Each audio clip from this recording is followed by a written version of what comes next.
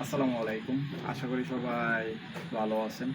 আবারও আপনাদের মাঝে সুন্দর একটি রোমান্টিক লাভ স্টোরি নিয়ে আসলাম। আজকের লাভ স্টোরিটা হলো চট্টগ্রাম থেকে ঢাকা যাওয়ার পথে রেলগাড়িতে প্রেম।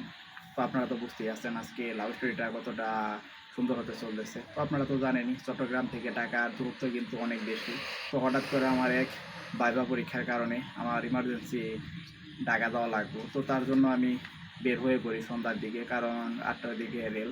তো আমি স্টেশনে গিয়ে অনেক খোঁজাখুঁজি করার পরও কোনো টিকিট পাই না। তো বাধ্য আমার যাওয়াই লাগবে। তো লাস্টে গাড়ি ওটাই। তো তার জন্য আমি সিদ্ধান্ত নিলাম যে যে করে হোক আমাকে যেতেই হবে। তো আমি রেলে উঠে পড়ি। উঠে পড়ে একটি কামরাতে চলে যাই। সে জায়গায় গিয়ে আমি দাঁড়িয়ে থাকি মাঝখানে। তো আমার কথা হলো যে যদি সারা রাতের জায়গায় দাঁড়িয়ে থেকেও যাওয়া লাগে তো আমি তারপরও যাব, কারণ আমার তো যেতেই হবে। তো একটা সময় আমি খেয়াল করলাম যে একটা মেয়ে সে 2টা সিট নিয়ে যাইতেছে। তো একটা সিটে তার কিছু কাপড় চোপড় রাখা আছে আর সে আরেক সিটে বসে আছে।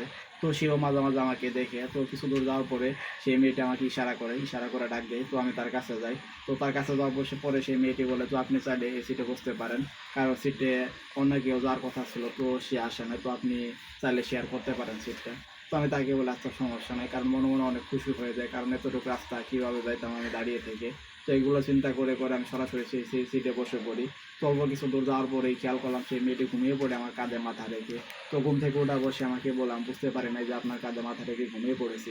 আর মেয়েটিকে কীভাবে আমি প্রপোজ করলাম, সে রাজি হলো কিনা, এগুলো অবশ্যই পরবর্তী কোনো লাভ স্টোরিতে দিয়ে দিব। আর আপনার দ্বারা তখন পর্যন্ত আমার লাভ স্টোরিটা শুনলেন তাদেরকে অসংখ্য ধন্যবাদ। আবারও দেখা হচ্ছে আপনাদের মাঝে পরবর্তী কোনো লাভ স্টোরি নিয়ে।